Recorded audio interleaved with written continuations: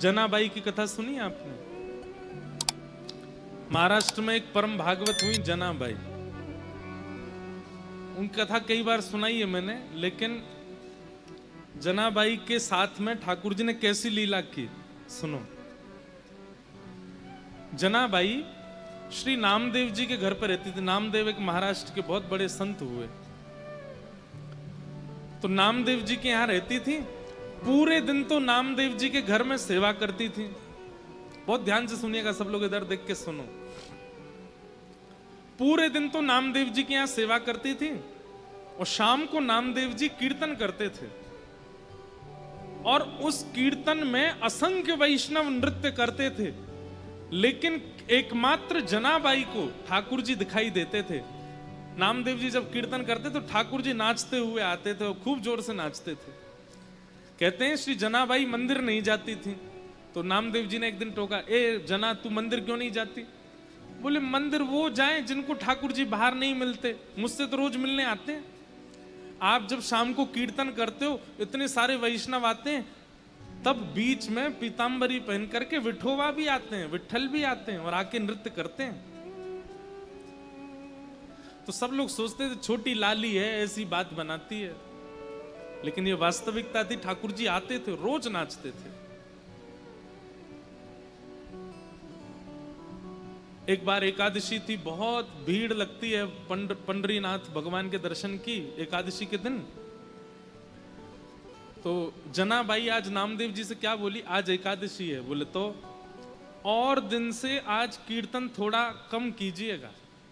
बोले क्यों? बोले आप कीर्तन करोगे, विठोबा आएंगे, वो सुबह से थके हुए हैं, और आप बहुत जोर जोर से कीर्तन करोगे तो वो नाचेंगे, और वो नाचेंगे तो पहले से थके हुए और थक जाएंगे। इसलिए मेरी प्रार्थना आज कीर्तन कम करना।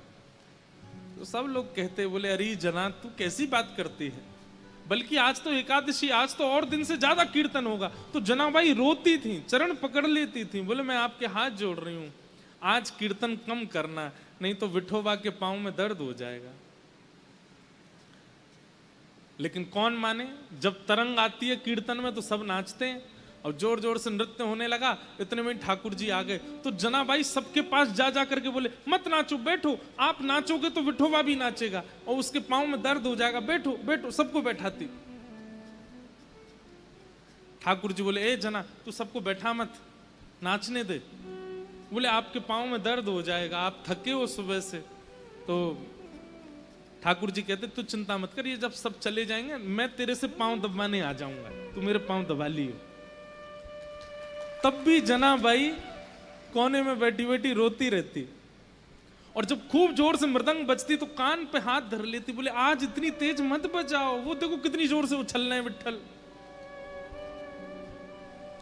जब सब चले जाते, सब सो जाते, रोती रोती जनाबाई पुकारती कब आओगे, मुझे पांव दबाना है। तेल लेकर के बैठती, घी लेके बैठती। फिर ठाकुर जी आते रात को, और रात में जैसे ही ठाकुर जी आते जनाबाई की गोद में पांव धर देते, ले दबा ले। तो फिर जनाबाई ठाकुर जी के पांव दबाती, पांव में घी लगाती और फिर डांटती ठाकुर जी को, तुम मानते नहीं हो ना, मैं इतना मना करती हूँ आपको और उछल उछल के नाचते हो, इतनी जोर से नाचते हो।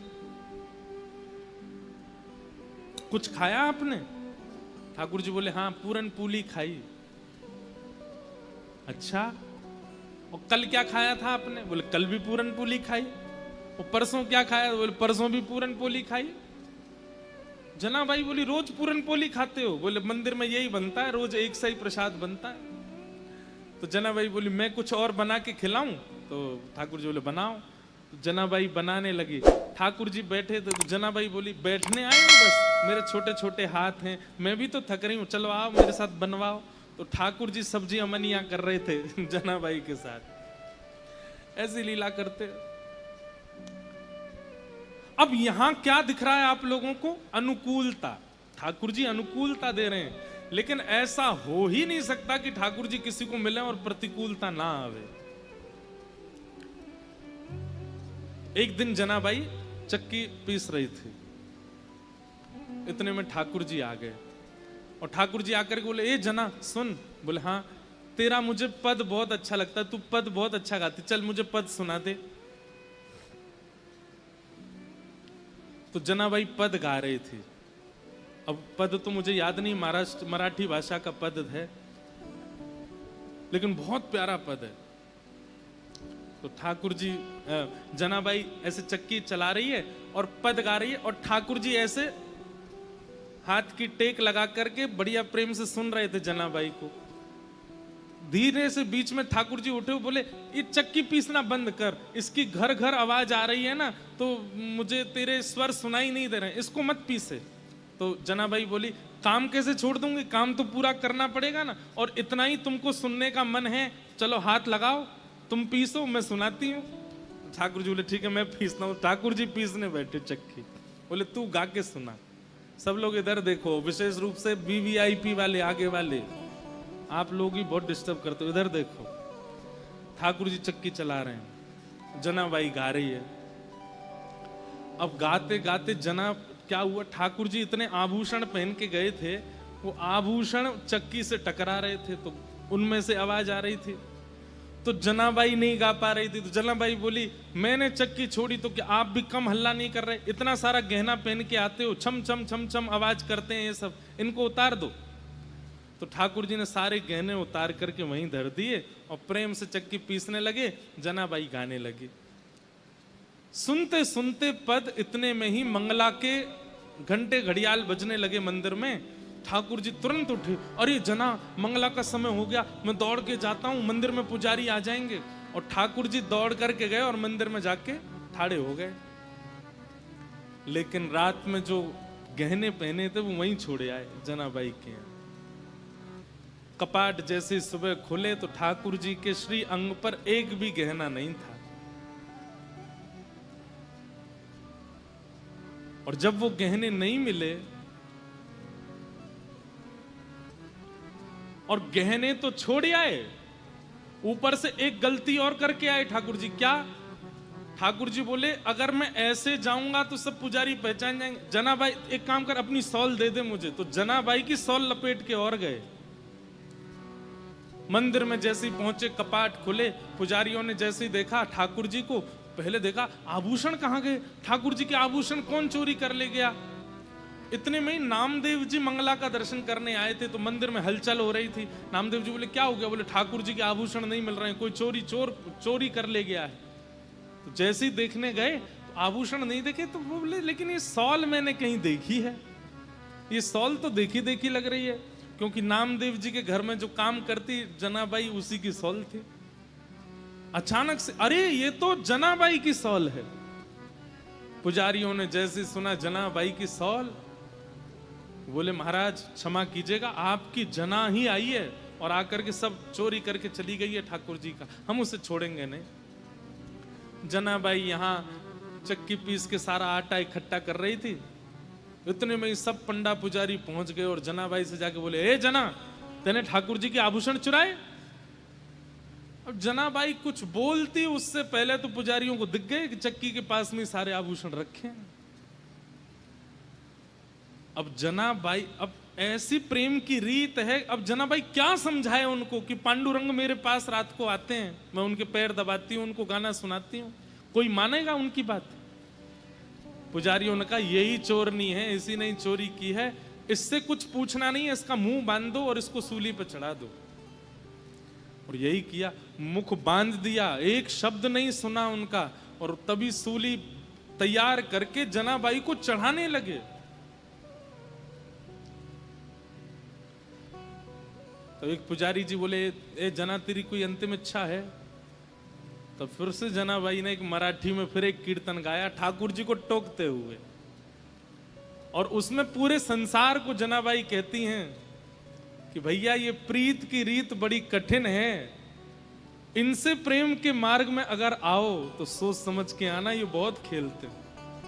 आज मैं ऐसी स्थिति में लाके खड़ी कर दी हूं, कहां रात में आ करके मेरे साथ में खेलते हैं, मेरे साथ भोजन करते हैं, मेरे पद सुनते हैं, और अब मुझ पर ही चोरी का इल्जाम लगा के सूली पे चढ़वा रहे हैं, और खुद मंदिर में अपनी पूजा करवा रहे हैं, देखने तक नहीं आ रहे मेरी ओर। अरे संसार के लोगों, वैसे प्रेम करना हो तो इनसे ही करना, लेकिन इनसे प्रेम करो तो बड़े सोच समझ के करना, ये खेलते बहुत है। ये उस मराठी पद का ये भाव है। और जनाबाई सब पुजारियों के आगे बोली, मैं सफाई नहीं देना चाहती, मैं क्या बताऊं आपको कि मेरे साथ क्या हुआ। मैं बस उन स्मृतियों को हृदय में धारण कर लेती हूं जो पांडुरंग ने मुझे दिए हैं, और उनके साथ में जाना मंजूर समझूंगी। और सूली पर चढ़ा दिया। जैसे ही सूली उनके गले में लटकाई और पीछे से उसको कस करके बस खींचने ही वाले थे, इतने में ही पांडुरंग भगवान क्रोधित हो गए, और जो सूली का जो फंदा था वो तुरंत रस्सी से जल बन गया, पानी बन गया, और पानी बन करके अदृश्य हो गया। जैसे ही अदृश्य हुआ, श्री नामदेव जी महाराज तुरंत पहुंचे। उन्होंने जाकर के सब पुजारियों से कहा, बोले पांडुरंग भगवान बड़े क्रोध में हैं, मंदिर में भी बड़े क्रोध में दिखाई दे रहे हैं, वे जनाबाई को ये दंड नहीं दिलवाना चाहते, निश्चित ही कोई अंतरंग लीला है। अरे इतने इतने घेराबंदी में ठाकुर जी रहते हैं, ये छोटी सी लाली कैसे चली जाएगी अंदर, तुमने सोचा? अरे तो ये आभूषण यहां कैसे आ गए? बोले तुम ये सोच सकते हो कि ये छोटी सी बालिका ताला तोड़ के भीतर जा सकती है, ये क्यों नहीं सोच सकते कि वो परब्रह्म भगवान इसके पास आए होंगे और अपने आभूषण छोड़ के चले गए होंगे? ये विचार क्यों नहीं करते हो? लेकिन बंधुओं, उसके बाद जनाबाई बड़ी हताश होगी, सबने क्षमा मांगी, लेकिन जनाबाई बोली नहीं, अब पांडुरंग मुझे बुला रहे हैं और मैं जा रही हूं। और तुरंत वहां से निकली, पीछे लोग भागे, लेकिन फिर वो दिखाई नहीं दी। ठाकुर जी उनको लेकर के प्रस्थान कर गए। तो भैया ये सावधानी रखना कि ठाकुर जी प्रेम में केवल अनुकूलता देते हैं तो ही आप प्रेम करो, नहीं, ठाकुर जी प्रतिकूलता भी देते हैं, और आपको दोनों सहने के लिए तैयार रहना पड़ेगा, दोनों में अपने आप को तैयार रखना पड़ेगा। ठाकुर जी जैसी स्थिति दें वो सब स्वीकार करें।